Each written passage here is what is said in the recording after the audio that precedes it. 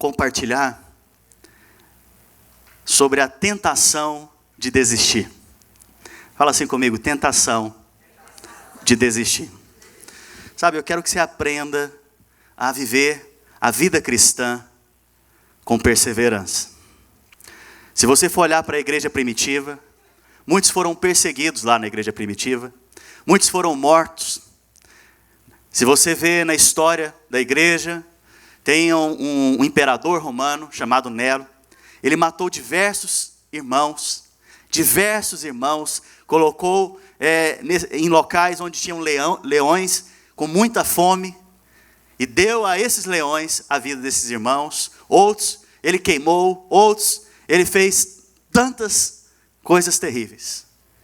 E à face da própria morte, eles perseveraram até o fim. Eu não estou falando aqui de perseguição desse nível, eu não estou falando aqui de perseguição a esse nível, mas eu estou falando aqui de, muitas vezes, as circunstâncias quererem fazer você desistir de algo, do qual Deus te colocou, do qual Deus te estabeleceu.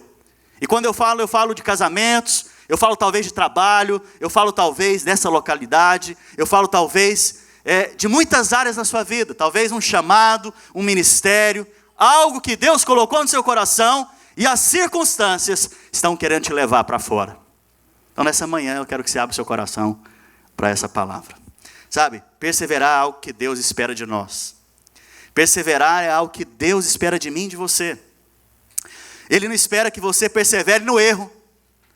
Ele não espera que você persevere na dureza do seu coração ou na falta de sabedoria. Mas mediante as tribulações e angústias ou perseguições, a palavra de Deus para nós é paciência e perseverança. Fala para a pessoa que está ao seu lado, paciência, perseverança. Especificamente eu quero falar hoje, então, dessa tentação que acomete todos nós. Todos nós somos tentados a isso, a desistir. Todos nós em algum momento da vida, somos tentados a desistir.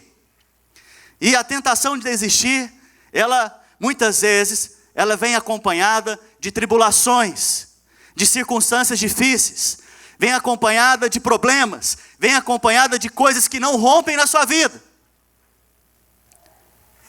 Quantos aqui já foram tentados a desistir? Deixa eu levantar aqui a mão bem alto para os irmãos me acompanharem. Ou os demais são anjos, eu não sei. Mas desistir do quê? Das posições que Deus te estabeleceu. Sabe? Desistir do quê? Desistir daquilo que Deus já te disse. Desistir do quê? Desistir daquilo que você é em Cristo. Sabe, muitas coisas nos levam a sermos tentados a desistir. A desistir de filhos, muitas vezes. Desistir do marido, da esposa. E até mesmo desistir dos caminhos do Senhor para nós. Sabe, nessa manhã eu quero te ensinar e quero te motivar em Cristo a não desistir. Vira para a pessoa que está ao seu lado e fala para ela, não desista.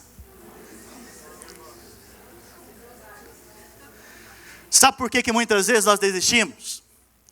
Porque nós pegamos com a nossa mente natural, avaliamos as circunstâncias por conta dessa mente natural e vemos que aquilo com a nossa mente natural é melhor. Sabe? E no final disso concluímos que a desistência então de algo que Deus te estabeleceu é mais fácil, é mais importante, né? E com isso você acabou de perder a perseverança. Muitas vezes nós somos obstinados, de coração duro, não cedemos à voz de Deus. Muitas vezes no seu íntimo, a voz de Deus está te guiando, e você está ignorando a voz de Deus, e indo em direção à desistência. Sabe? E muitas vezes desistimos por conta de necessidades. Muitas vezes desistimos por conta de dificuldade. E esquecemos que o Deus Todo-Poderoso habita dentro de nós, de mim e de você. Sabe? Toda tribulação é um desafio para nós. Sabe? Todo desafio vai te levar a um momento de fraqueza. Fala assim comigo. Todo desafio vai te levar a um momento de fraqueza. Só que a fraqueza, meu irmão e minha irmã, é uma oportunidade de promoção para mim e para você. Vou falar, talvez você não entendeu. A fraqueza diante de Deus é uma oportunidade de promoção. Você vai ser promovido nas fraquezas. Sabe, lá no mundo você é promovido pelas suas habilidades. Você é promovido por aquilo que você faz muito bem. Mas diante de Deus, você é promovido por causa das suas fraquezas. Sabe, hoje é um dia onde muitos vão ser promovidos nesse lugar. Em nome de Jesus. E eu quero usar então o exemplo de um homem de Deus chamado José. José do Egito. Sabe, a Bíblia diz que ele é um tipo de Cristo. Pastor, o que é isso, tipo de Cristo?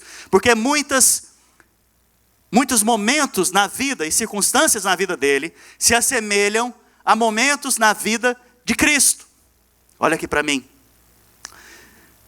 O que Cristo sofreu em certa medida, José também sofreu. José era pastor de ovelhas.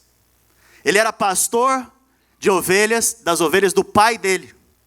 Jesus é o pastor e bispo da nossa alma. Nós somos ovelhas do seu pastoreio.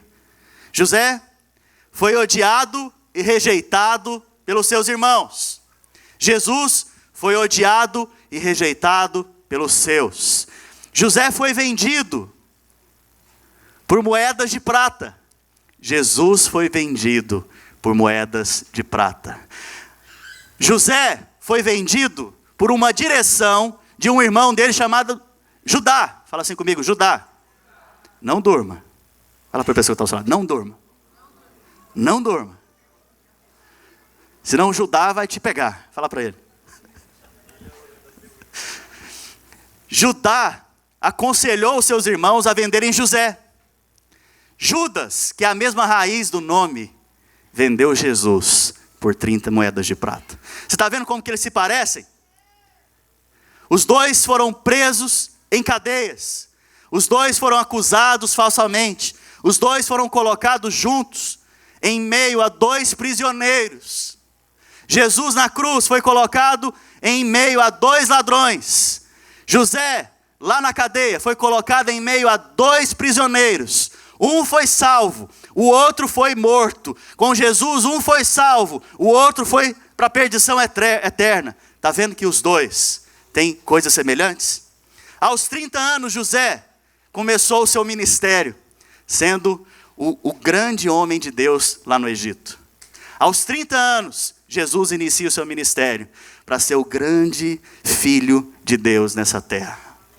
Sabe, os dois foram exaltados após tribulações. Fala para a pessoa que está ao seu lado, você será exaltado após as tribulações, após os desafios e no meio das fraquezas. Fala isso para ele. Ambos perdoaram os seus ofensores. Jesus na cruz diz: Pai, perdoa, eles não sabem o que fazem. José, diante dos seus irmãos que o venderam, os perdoou. Os dois perdoaram. Ambos salvaram o seu povo. José no Egito salvou o povo de Israel e o povo do Egito. Jesus salvou os judeus e o povo do mundo, que somos nós, os gentios. Sabe, na vida deles, Deus reverteu o mal, transformando em bem. José, de uma venda como escravo, se tornou príncipe do Egito. Jesus, ao ser crucificado naquela cruz, morto pelo meu e pelos seus pecados, foi exaltado acima de todas as coisas. Sabe, eu quero usar então a vida de José hoje. E nós vemos várias semelhanças na vida dele e na vida de Cristo. O primeiro momento na vida de José é o momento que, um dos primeiros momentos, é o momento em que ele é jogado no poço. Fala para a pessoa que está ao seu lado, você já foi jogado no poço? Você está no poço? Sabe, os irmãos de José o jogaram no poço. Poço fala de momentos baixos na nossa vida. Sabe, se você está passando momentos baixos da sua vida, momentos difíceis da sua vida, você hoje está no poço. Você hoje chegou no poço. E eu espero que você já esteja no fim do poço. Porque depois que você está no fim do poço, agora é só ser exaltado, amém?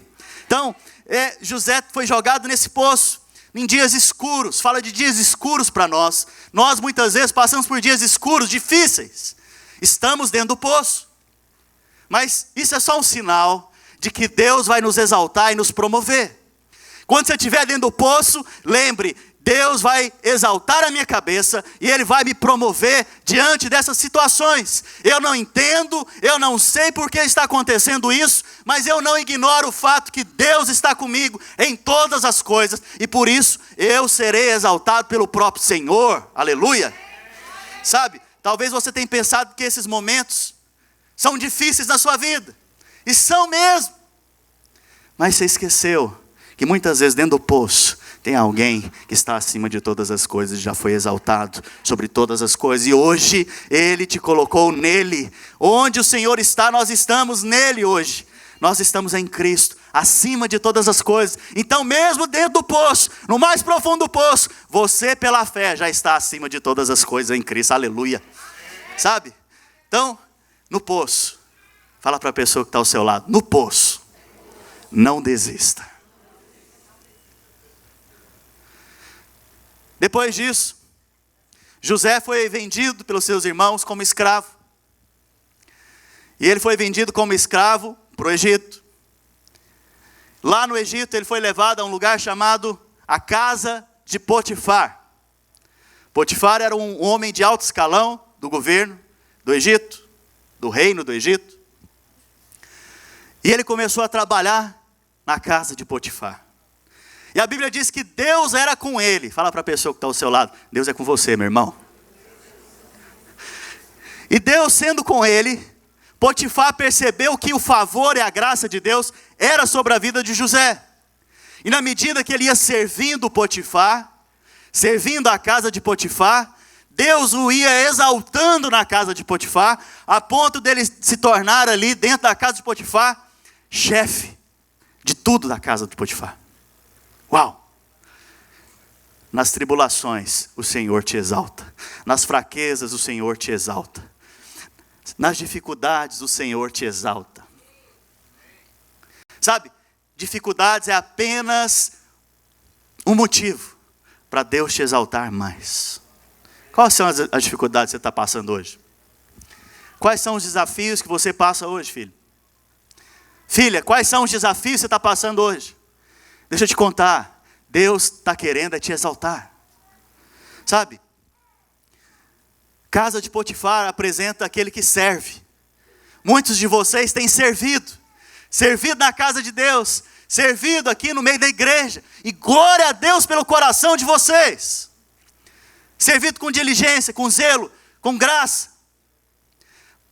Mas tem momentos que na casa de Potifar, e no meio daqueles que servem, surgem tentações.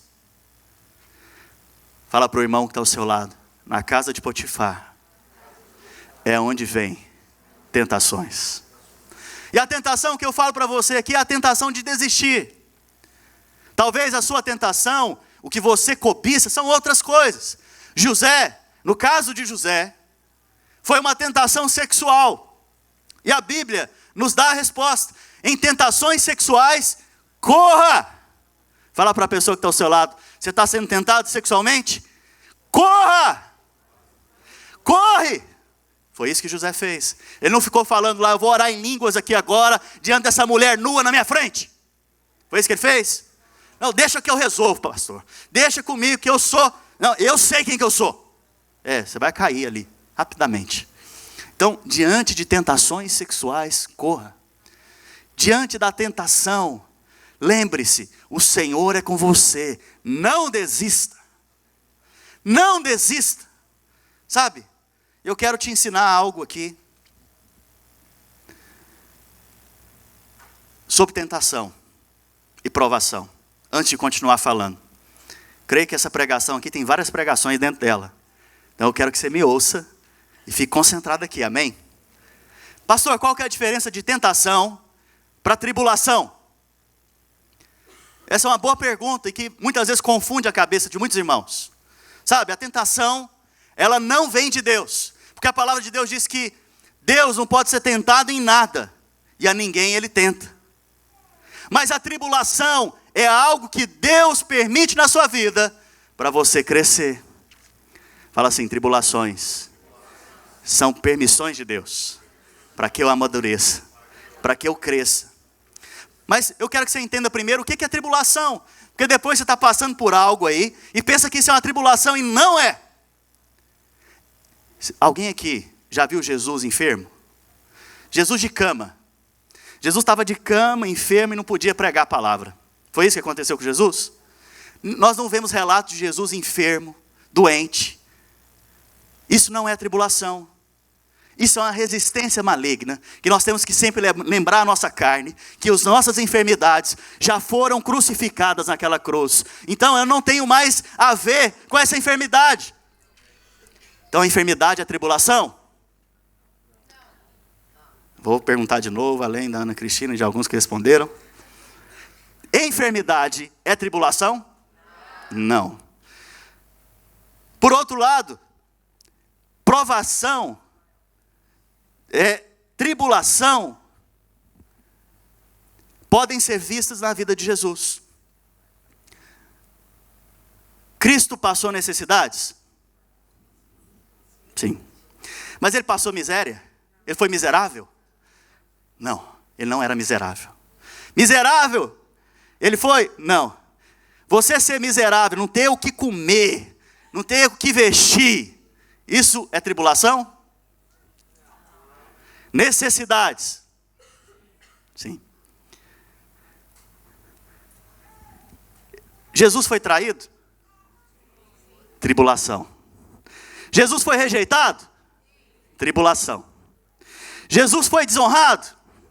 Tribulação. Ele não foi reconhecido diante das pessoas? Tribulação. Falaram mal dele? Falaram, irmãos? Tribulação. Ele ficou angustiado? A ponto de suar sangue? Tribulação. Quando falaram mal dele, falaram que ele era beberrão, glutão e beberrão. Comia muito e bebia demais. É a forma que falaram mal de Jesus, imagina. Se você ouvir falando aí fora que eu bebo muito ou como demais, como que você vai ficar olhando para mim? Sei não, aquele pastor lá da videira, ó, de Boca Raton. Ele sofreu então perseguições. E a forma que ele sofreu essas perseguições, nós todos vamos sofrer por causa do Evangelho. Prazer. Talvez você não sabia disso. Você vai sofrer perseguições por causa do Evangelho. Você vai sofrer perseguições, jovem, na sua casa, se seus pais não são cristãos. Você vai sofrer perseguição com seu marido, que talvez não é cristão. Você vai sofrer perseguição com a sua esposa, que talvez não é cristã. Nós vamos sofrer perseguições lá no trabalho, talvez porque aquelas pessoas do trabalho não são cristãs. E nós vamos sofrer perseguição, inclusive, com os próprios irmãos. Os irmãos de Jesus o rejeitaram? Sim ou não, irmãos? Nós vamos sofrer esse tipo de perseguição também. E nas tribulações, se alegrem, porque é a oportunidade de Deus te exaltar e te promover, aleluia. Sabe, é dessa maneira que nós entramos no sofrimento de Cristo. Não com miséria, não com enfermidade, nada disso. Deus não coloca enfermidade em ninguém. Não existe a história que Deus colocou enfermidade ou permitiu enfermidade em mim, não existe isso. Aonde Jesus passava, ele saía curando. Mas se alguém se levantou para falar mal de você, seja paciente. Se alguém se levantou para te desprezar, seja paciente. Seja paciente na tribulação. Sabe, Jesus, ele, certa vez, quantos líderes nós temos aqui? Levanta a mão bem alto, deixa eu ver você, líder. Aleluia, líder de célula. Certa vez Jesus foi fazer uma reunião de célula. E a célula dele estava grande demais, ele não tinha multiplicado ainda. Tinha 70 discípulos mais os 12. Muita gente, não é? E no meio da célula ele foi dar uma palavra lá e falou, olha, quem não comer da minha carne e não beber do meu sangue, não é digno de mim. Sabe o que aconteceu? Os 70 foram embora, ficaram só 12. Talvez você está liderando célula, o povo está indo embora, você não sabe. O que está acontecendo? Mas deixa eu te dizer, seja paciente na perseverança. Sabe, na tribulação, seja paciente e perseverante. Sabe, tem bom ânimo. Jesus falou, tem bom ânimo, filho. Eu venci o mundo. Tem bom ânimo. Diante das tribulações, nós perdemos o ânimo. Nós perdemos a força. Nós perdemos o vigor. Por quê? Porque muitas vezes queremos resolver do nosso jeito, da nossa forma. E não adianta. Se você for por esse caminho, você vai perder o ânimo. Porque não depende de você. Olha só, irmãos. José no poço, depende dele sair de lá? Ele dá conta de sair do poço sozinho? Não.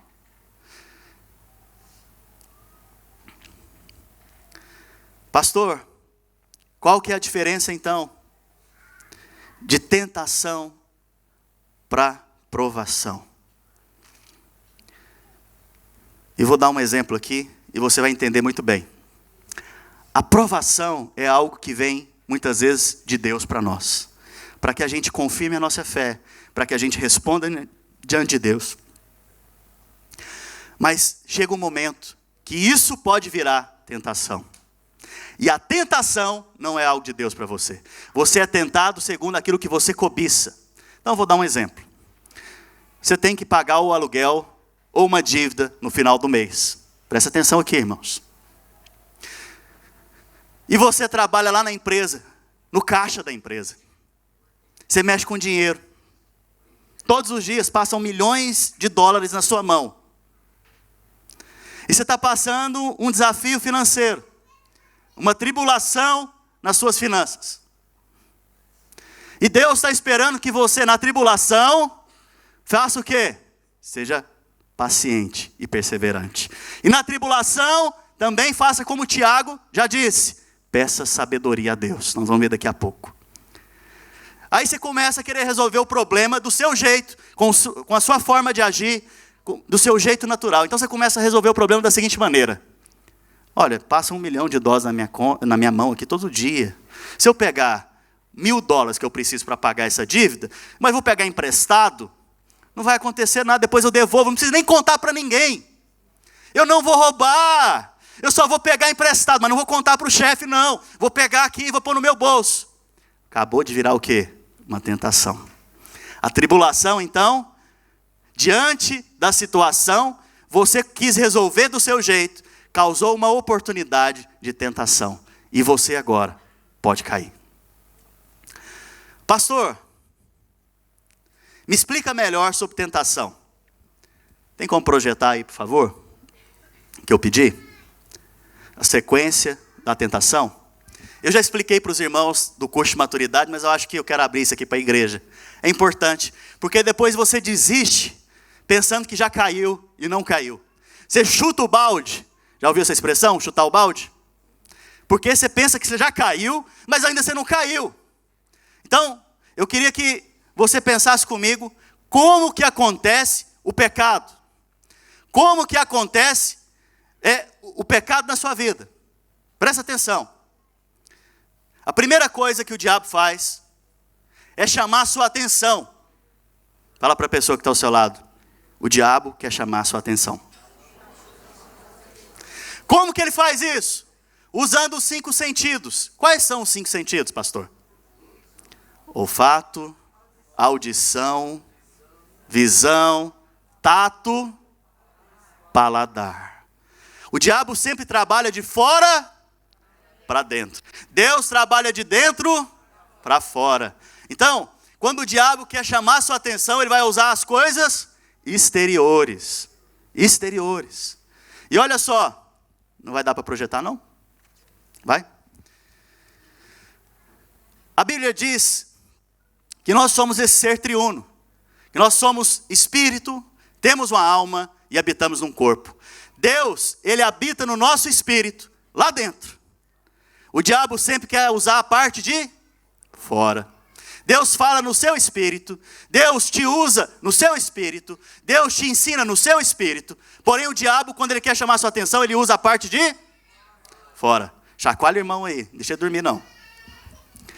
Olha aqui para mim. Você já usou o cotovelo hoje? Só fazer assim, ó. Rapidinho. Acorda na hora. Presta atenção aqui. Isso aqui é muito importante. Se você entender isso aqui, vai ser libertador para a sua vida. Então vamos supor que... Quem gosta de pizza? Eu vou usar esse exemplo. Eu amo esse exemplo. Eu amo pizza. Sissis Pizza, não. O irmão está falando isso porque no dia do meu aniversário ele tinha acabado de me conhecer. Falou, pastor, vamos comemorar o seu aniversário? Falei, vamos, irmão. Na onde? No Sissis Pizza. Aleluia. E cada ano ele me lembra, me convidando. Mas volta para cá. Olha aqui. Vamos supor, então, que a Bíblia diz o seguinte. Não comerás pizza. Isso é um mandamento. Não comerás pizza. E aí um infeliz, abençoado, mas infeliz, chega com a pizza quentinha aqui e põe aqui na frente. O que vai acontecer nesse momento?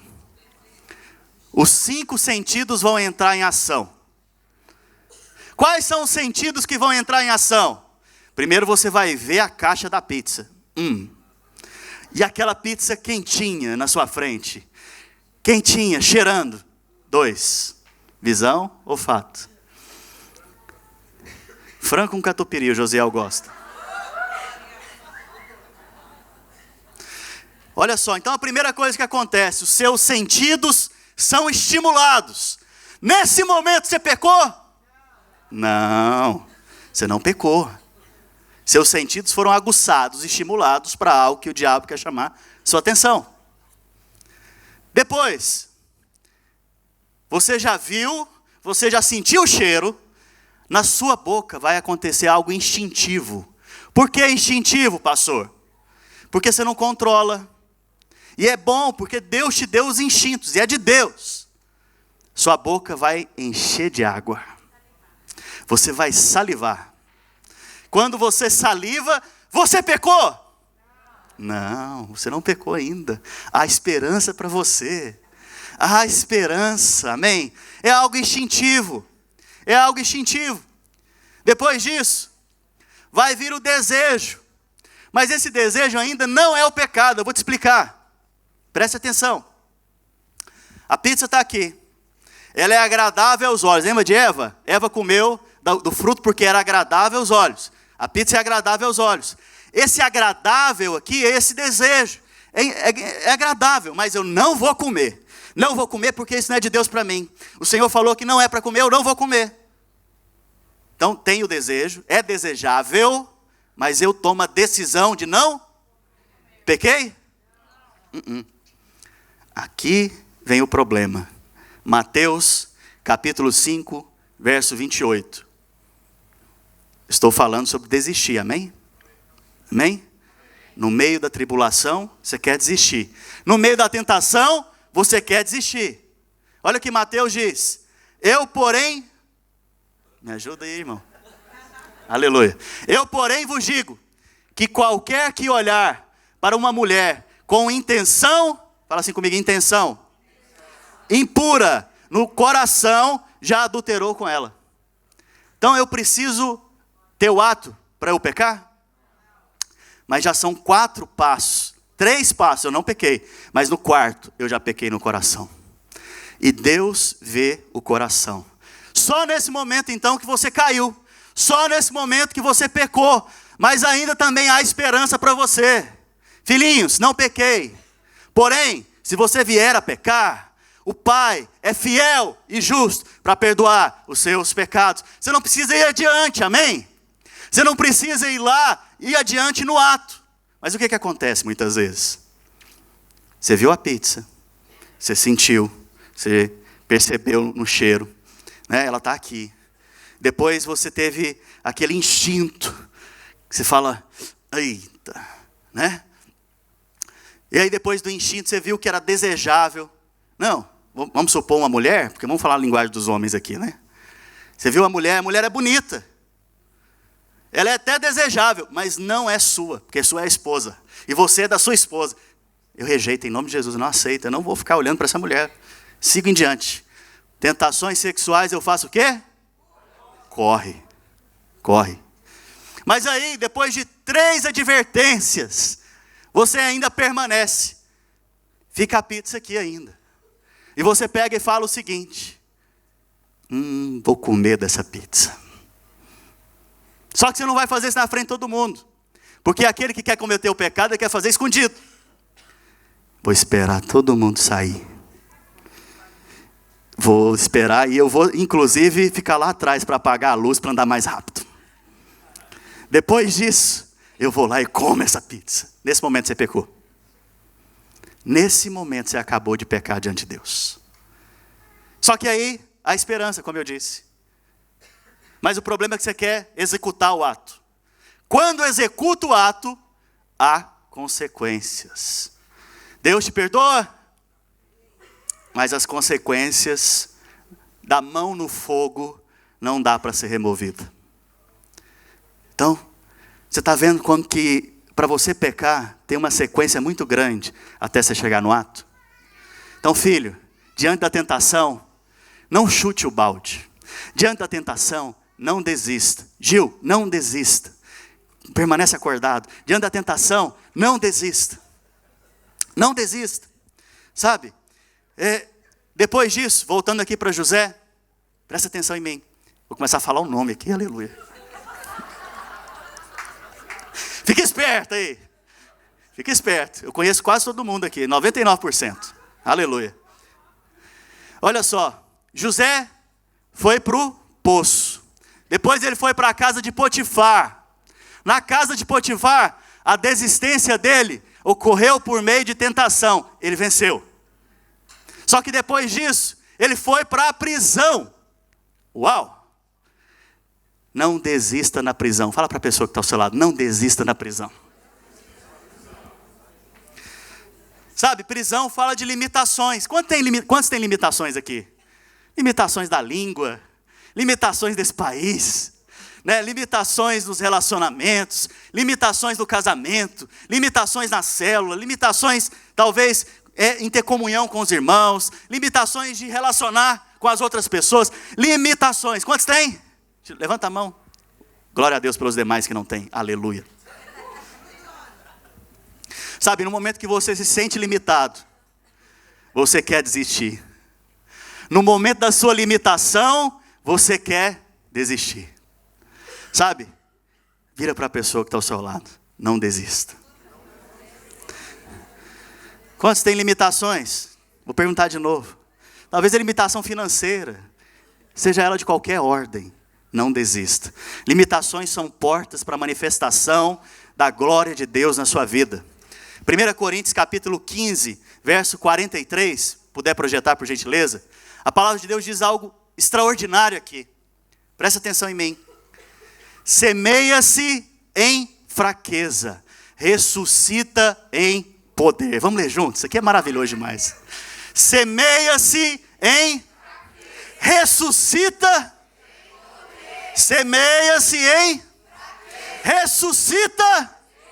Aleluia. Isso aqui é poderoso demais, irmãos. Já coloca 2 Coríntios, capítulo 12, verso 10. Irmãos, isso aqui é poderoso demais. Jesus, ele viveu nessa terra em fraqueza, mas ele ressuscitou em poder e glória. Você e eu morremos em Cristo e ressuscitamos nele agora em poder e glória. Sabe, diante das tribulações, lembre desse versículo.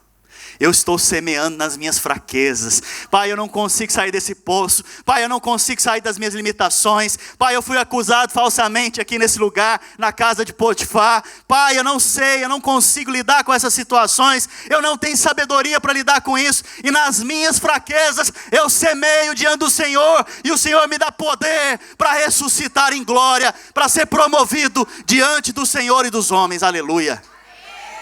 Aleluia. Olha só o que o apóstolo Paulo diz. Pelo que sinto tristeza. É isso que ele está dizendo? Pelo que sinto angústia. Pelo que sinto dificuldade. Pelo que sinto o quê? Prazer nas fraquezas. Você pode falar, mas esse apóstolo Paulo é masoquista, não é possível. Não, ele não é masoquista. É porque ele sabe que nas fraquezas que ele semeia, ele vai colher em glória. sabe? Pelo que sinto prazer nas fraquezas, nas injúrias, nas necessidades, nas perseguições, nas angústias, por amor a Cristo. Por quê? Quando eu sou fraco, fala assim, quando eu sou fraco.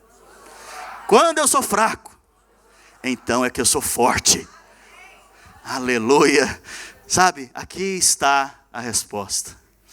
Diante das suas limitações, não desista. Creia que nas suas limitações, nas suas fraquezas, o Senhor há de glorificar você, de glorificar a sua vida, de glorificar você diante das circunstâncias, dos homens, das situações. O Senhor vai glorificar a sua vida. Sabe? Não desista. Sabe o que aconteceu lá na prisão com José? Deus deu um sonho para os dois homens que estavam presos com eles. E José, no meio das suas fraquezas, Deus deu sabedoria para ele interpretar os sonhos. Lá ele interpreta os sonhos e fala para o copeiro do rei, se eu não me engano: olha, você vai viver hoje. E quando você chegar diante de Faraó, lembra-te de mim. Olha o que ele fez. O que aconteceu? Ele viveu. Esqueceu de José. Esqueceu. Sabe, não desista diante das respostas dos homens. Não desista diante daqueles que não respondem. Não desista diante daqueles que não respondem a Deus. Porque se Ele não responde, eu vou responder, porque na minha fraqueza o Senhor é glorificado. Muitas vezes nós queremos responder a Deus com base na resposta dos outros. Nós não estamos aqui para responder com base na resposta dos outros. Estamos aqui para dar a nossa resposta diante de Deus. Sabe, o copeiro, ou o padeiro, eu não lembro agora, me perdoem, não respondeu. Sabe quanto tempo mais ele ficou preso lá na limitação dele, que é a cadeia? 2 anos. 2 anos. Mas chegou um dia que esse irmão respondeu. E ele lembrou de José diante de Faraó. José está às portas para ser promovido. Sabe, você vai querer muitas vezes desistir nas suas limitações, e quando as pessoas não respondem. Mas deixa eu te falar, está às portas a sua promoção diante de Deus. Está às portas. Sabe, se você está paralisado em uma situação, e não sabe o que fazer, o conselho do apóstolo Tiago é: se humilhe diante de Deus. Se humilhe pedindo sabedoria. Lá em Tiago, no capítulo 1, no verso 5, o apóstolo Tiago, irmãos, olha aqui para mim, eu tenho que te contar isso. Ele escreveu essa epístola para a igreja da época. E a igreja nessa época, especificamente, as pessoas da igreja estavam trazendo o mundo para dentro da igreja. Os conceitos do mundo para dentro da igreja. E eles também estavam sofrendo grande perseguição. Fala comigo, grande perseguição. As pessoas queriam matar eles. Tem alguém querendo te matar hoje? Espero que não. Mas nesse caso, eles não poderiam fazer uma reunião pública dessa, porque senão eles seriam mortos. E por causa que eles estavam em face à morte, alguns estavam desistindo. E muitos dos que compunham a igreja naquela época eram escravos. E os seus senhores faziam coisas ruins com esses escravos. E eles queriam revidar. E o apóstolo Tiago vem e fala o seguinte: se porém algum de vós necessita de sabedoria, peça a Deus, que a todos dá liberalmente, e nada lhes impropera, e ser-lhe-á concedido. Sabe, você tem problema? Glória a Deus. Irmãos, eu estou me sentindo tão pecador aqui hoje. Eu também tenho, viu, Rochelle? Glória a Deus. Eu e a Rochelle temos problemas, irmãos. Nós, quando temos problema, a gente tem que pedir sabedoria, sabe, para Deus. Alguém mais tem problema aqui? Deixa eu... Aleluia. Glória a Deus. Então é para você essa palavra. Então, você tem problema? Tem problema. Mas na verdade o que nós temos é falta de sabedoria. Porque se você tivesse sabedoria, você não teria problema. No momento então dos problemas, se humilhe a Deus e peça sabedoria. Que ninguém impropera. Que palavra difícil é essa, pastor, do português? Não, ela não é só do português, não. A raiz dela lá no grego é o seguinte: eu sou um homem muito rico. Amém? Só quem concorda. Sou um homem muito próspero, rico. Você precisa de dinheiro. Toda semana você vem me pedir dinheiro. Então, essa semana você veio me pedir $1.000 e eu te emprestei. Na outra semana você me pediu $100.000 e eu te emprestei. Só que chega um momento que eu falo: não, esse cara está querendo brincar com a minha cara. Todo dia quer me pedir dinheiro. Não, vou emprestar não. Ou se eu empresto, eu pego e falo para ele o seguinte: ó, já te emprestei hoje. Ontem você me pediu, eu te emprestei de novo. Fico jogando na cara dele. Essa palavra impropera quer dizer isso. Que Deus não fica jogando na sua cara o que Ele te dá. Porque quando você pede, Ele nem está lembrando o que você já pediu antes. E Ele te dá mais. Glória a Deus que Deus não é como a gente, né, irmãos? Aleluia. Sabe, a sua limitação então é apenas um pretexto para você manifestar a sabedoria de Deus, para você glorificar a Deus. Nas limitações nós ficamos muitas vezes paralisados. José estava na prisão paralisado, porém veio o dia da promoção. Sabe, está chegando o dia da promoção, irmãos. Não é a promoção de venda não, é a promoção de te promover. Amém? Eu abro mão do meu próprio esforço. Você tem que dizer isso sempre. Eu abro mão do meu próprio esforço, porque eu quero ser promovido com a sabedoria de Deus. Sabe, a sabedoria de Deus te promove nos momentos de maior fraqueza e limitação. Chegou então a hora de ser promovido. Então, até aqui, eu não sei se vocês perceberam, Deus permite tribulações nas nossas vidas, para que a gente amadureça e para que a gente seja promovido. Promovido a quê, pastor? Ao propósito que Ele tem para as nossas vidas. Sabe, hoje é o dia em que muitos que estão no nosso meio aqui vão ser promovidos no Senhor. Só quem crê diz amém. Eu preciso te explicar uma coisa na palavra de Deus. Muitas vezes você lê o texto e não entende. Romanos capítulo 8, verso 14 ao 17. Projeta por gentileza esse texto. Sabe, hoje, como eu disse, é dia de muitos serem promovidos nesse lugar. E muitas vezes você lê na palavra de Deus algo e não entende. Cantamos aqui mais cedo sobre que somos filhos de Deus. Quantos são filhos de Deus? No Novo Testamento temos duas palavras para filhos. Fala assim comigo: tequinon. Uios. Vira para a pessoa que está ao seu lado, chacoalha ela. Que hoje eu acho que não tomaram café não, irmãos. Tequinon. Fala para ela: tequinon. Uios. O que é isso, pastor? Tequinon. Na Bíblia, na sua Bíblia em português, ou na sua Bíblia em inglês, tudo é traduzido como filho. Não há diferenciação, mas no grego é diferente. Tequinon é o filho criança, criancinha, criança de colo, menino pequeno, tequinon. Todos nós, em algum momento da vida, somos tequinon. E uios, pastor, o que é isso? Uios são os filhos maduros. Sabe, o desejo de Deus, Pai, é que você seja uios. Fala para a pessoa que está ao seu lado: o desejo de Deus para você é que você seja uios. Mas pastor, como que eu posso saber que eu sou uios? Ou como que eu sei que eu estou vivendo o desejo do Pai? Pelas tribulações. Não tem como você ser formado uios se você não entrar nos sofrimentos de Cristo. E os sofrimentos de Cristo são enfermidade? Não. São todos aqueles que eu classifiquei para vocês. Então, quando você estiver passando por tribulações, só lembre-se: Deus está querendo me promover. Deus está querendo que eu seja uios. Mas quem que é o filho uios, pastor? Sabe, Romanos capítulo 8, verso 14, diz o seguinte: pois todos os que são guiados pelo Espírito de Deus, eu queria que encerrasse a conversa aí no fundo, ok? Todos que são guiados pelo Espírito de Deus são filhos uios.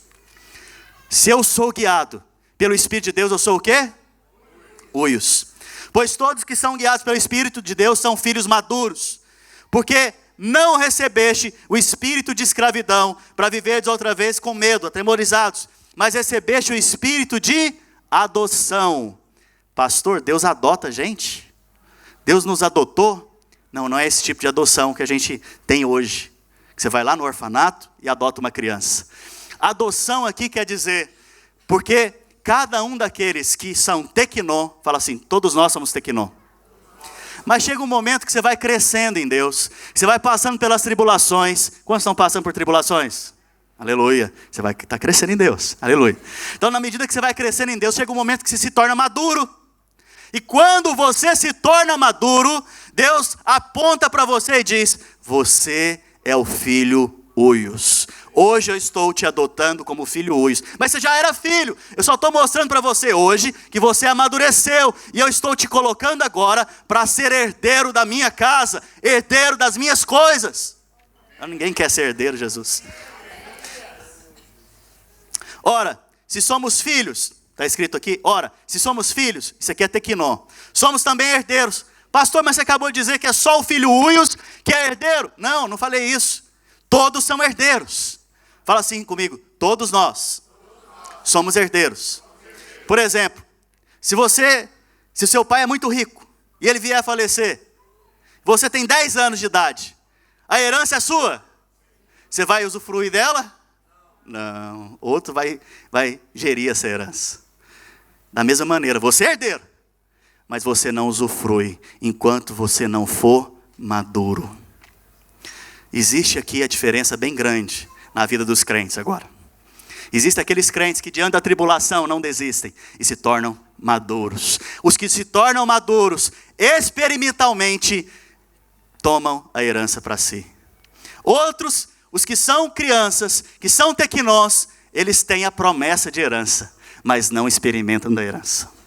Hoje é dia de você ser promovido e experimentar a herança do Senhor na sua vida. Vamos ficar de pé?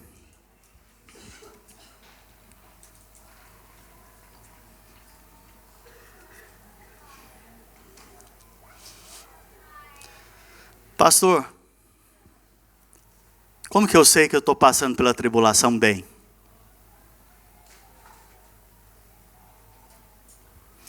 É só você lembrar de como o diabo age e de como o Senhor Jesus age.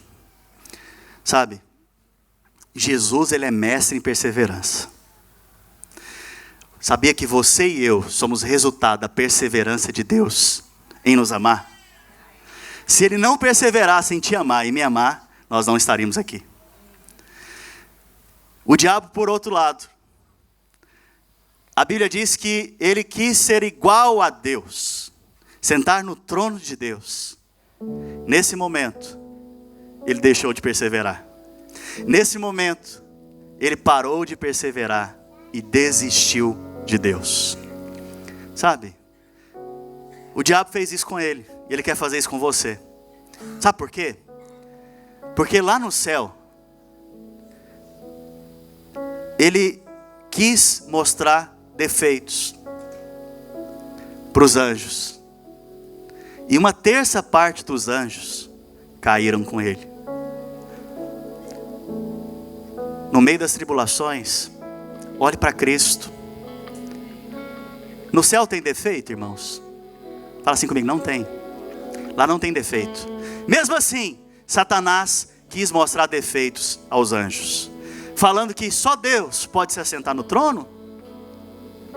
Uma terça parte do céu caiu com ele. No jardim de delícias, da qual Deus criou o homem e a mulher perfeitos, Satanás chamou a atenção da mulher pelos 5 sentidos e quis mostrar defeito no jardim para ela. No dia que ele mostrou defeito, falando o seguinte: só Deus pode conhecer do bem e do mal, só Deus pode experimentar dessa árvore. Não é assim, está errado. Nesse dia, o homem caiu. Vamos trazer para a nossa realidade? No meio das tribulações, no meio das dificuldades, no seu casamento, o diabo vai querer ficar mostrando os defeitos da sua esposa e do seu marido. O desafio é você não ver os defeitos. O desafio é você ver na tribulação quem eles são em Cristo. No meio das tribulações, no meio das dificuldades, o diabo vai querer te apontar defeito nos irmãos, para você desistir dos irmãos. No meio das tribulações, das dificuldades, o diabo vai querer te apontar defeito na igreja, para você desistir da igreja. Nos dois primeiros, havia defeito? Havia, irmãos? Não. Mas na igreja, muitas vezes nós vemos defeito, e de fato tem defeito. No casamento, muitas vezes nós vemos defeito, e de fato tem defeito. Mas o seu desafio hoje é olhar com os olhos da fé, porque a palavra de Deus diz o seguinte: que tal qual Ele é, nós somos nesse mundo. Se nós somos assim como Ele é, Cristo tem defeito? Quando Deus olha para você e para mim, Ele não vê suas imperfeições, Ele vê Cristo. Certa vez trouxeram uma mulher pega em adultério para Jesus. E aqui eu encerro, para a gente orar. Certa vez pegaram uma mulher pega em adultério para Jesus e trouxeram ela. Perguntaram para Jesus: Senhor, o que a lei manda que a gente tem que fazer com essa mulher? E Jesus ficou escrevendo no chão.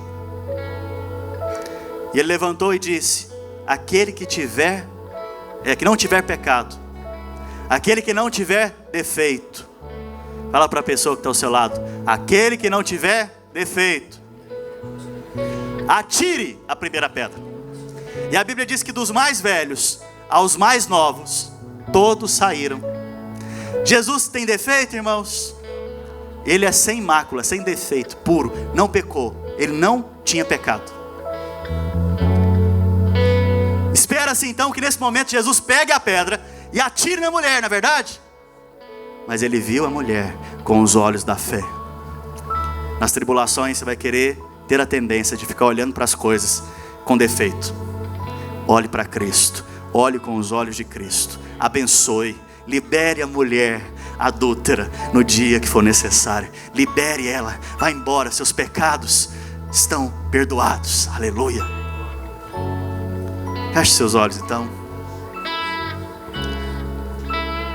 Pai, em nome de Jesus, nessa manhã nós oramos e pedimos ao Senhor nesse instante que no meio das tribulações os meus irmãos perseverem, no meio das dificuldades os meus irmãos perseverem, no meio das tentações os meus irmãos perseverem, que eles sejam livres da culpa, livres do medo, livres da queda, livres da condenação.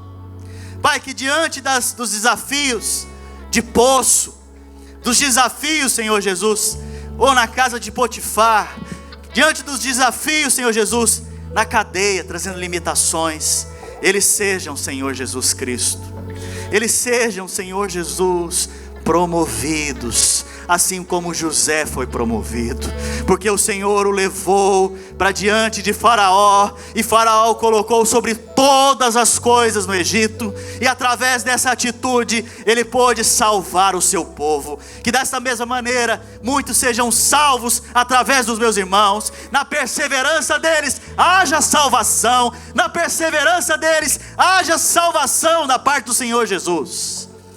Ó Pai, nessa manhã nós nos entregamos ao Senhor.